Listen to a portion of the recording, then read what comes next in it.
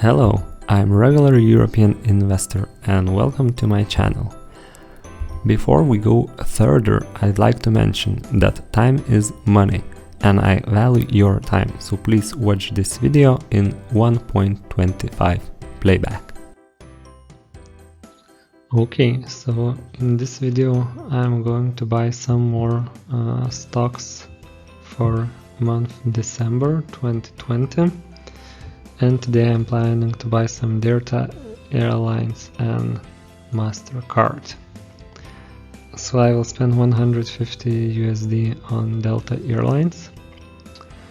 Actually I wanted to buy it 1 or 2 months ago, but I had better investments to do, so now I'm buying it.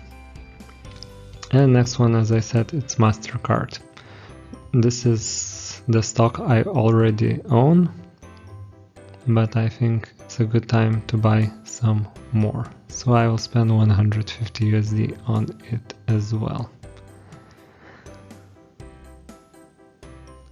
And yeah, that's actually it for today's investments. Let's see if it's in my portfolio. Okay, I have Delta Airlines and Mastercard position has increased.